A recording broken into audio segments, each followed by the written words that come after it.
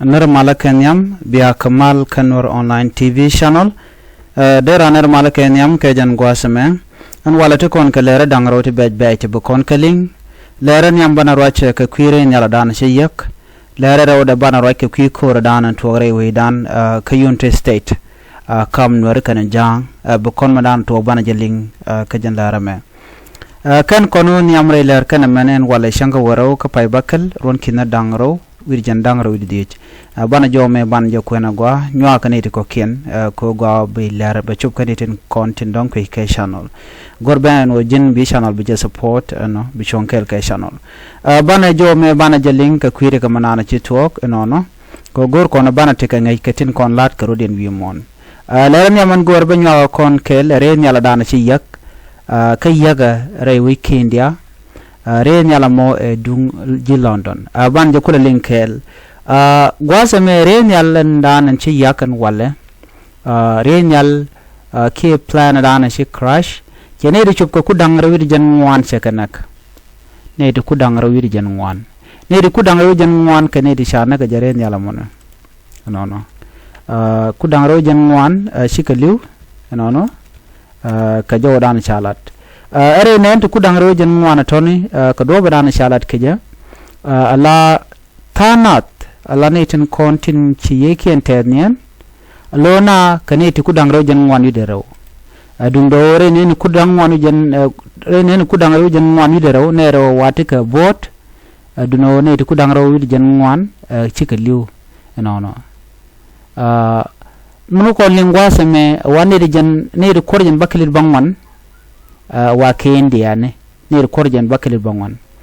kane dang baro ke Portuguese ne de jan de yude dok ji British citizen ram kel waran Canadian citizen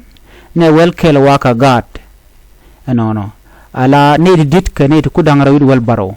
no mo bej long ka jawrana chalat ke jan ko ala ren yal mi yak de bejelong ka jo chalat gwasa me ware nyal jen wa je genero da ka jo dana chalat ke jen no general air indian fly che yak tika ahmedabad airport ka je da karo da ke india ren yal mo wa dung london bound passenger plan yaga ka je da karo da no dio jamishi woka online dong diri jek gwada dana nyurutin ko chirmi renyal ala charoda jech duno charoda long pinyok no chane de ti de chana lingani ne de kudang ro jenwan shakanak no ke report de na pay ben gwasame wa ne ti ke update do den ne de kudang ro jenwan ni de wakan dial chika lutha ramshikan radian general to ka dungre nyale just watch midit michi to ka re wichin binami ki india ka dung re nyal danen chi yak mishali london bound passenger plan ware nyala mo chi yak ne ku dangro jen wan che kanak jo me de je nyaka ye ka ta danen shi just watch ben ka ja bana woka ler do dien dana gor kono de konoling bana right ke kwi kor dana to re wiki unit state kam Nuer kan jang shikona ngaje no ko koninten paywe en wo shade midi chaje jakre which ke unit state shikon diala ngaje no chikir me yadit che emergency state chajalat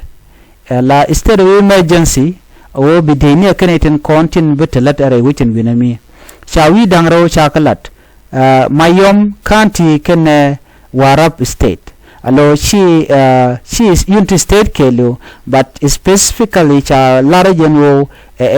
mayom karwada kama yom jen gwadam tin ngani Nuer tin chit ke ter chong ka jen gwadam dong tiji kum spela yo taketin alo jen gwadam cha target de kirma yadit ka jo mushakulat gwasame wa kurshe tongna mandan karun wang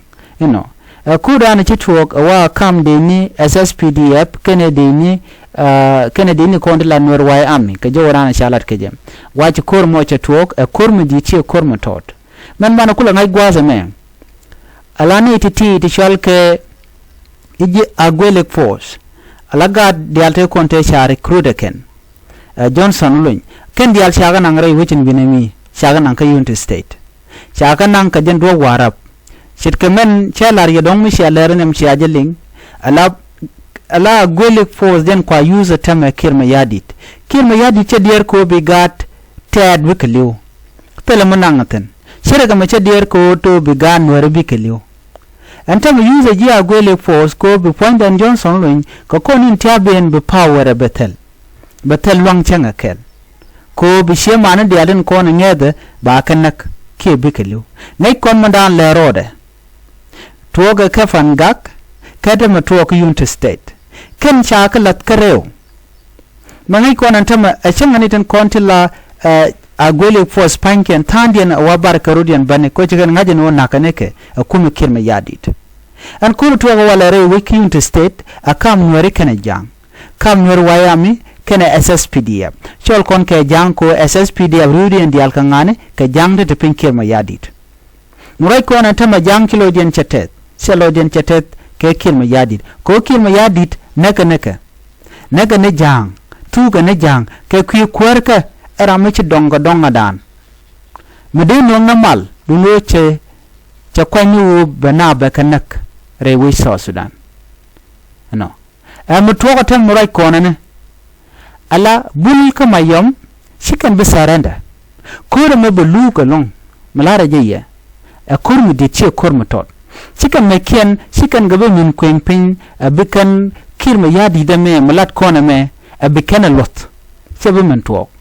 bashane ka jen dun nasere me miche nuääri ga nuääri ala nuer wai hami me shiga ko ter ke SSPDF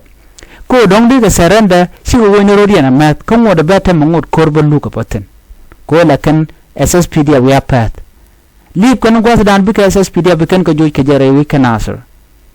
aja ne shan nan bo pan ka fan gak go fan gak kan ka give in kan ka saranda chikan ter kor amani mi shikan ne dun kon tila jang kan tat chikan ka joy re which ka fan gak kan ni fan gak gwas me mu kon la linga ka ko dana tore wiki unit state kam jane kan nuääri man bar ngajane chikon ngajano pan che togo no shi kuma kirma yadit chikan doro shalke kuriye payam chikane bokarenyal dioje ngai kon dialam kuriye payam chaje buk karenyal kir no kama yom kanti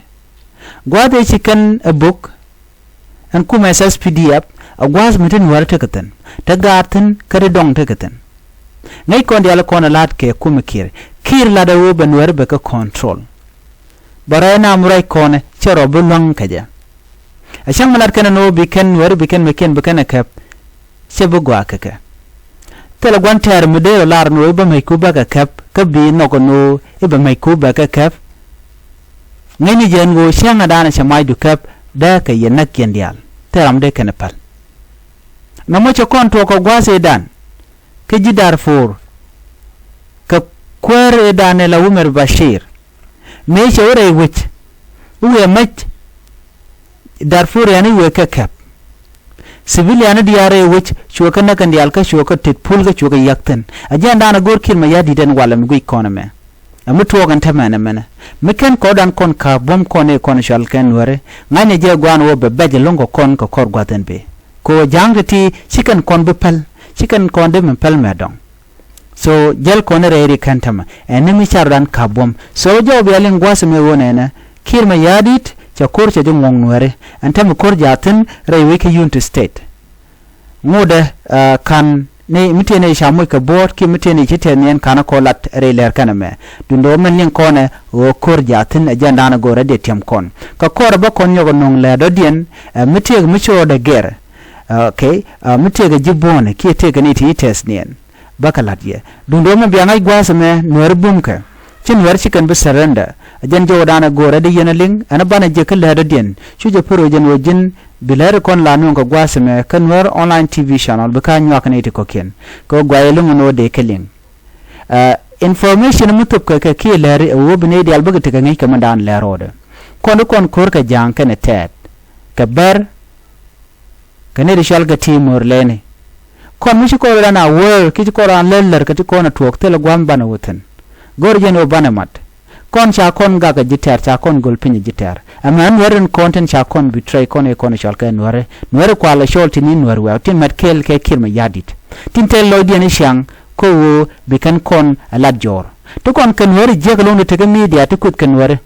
nuer du mul yana no golong chi wa ni ken chin ga dialing de yan ka wo je chiran che mela ram je chi je dian no go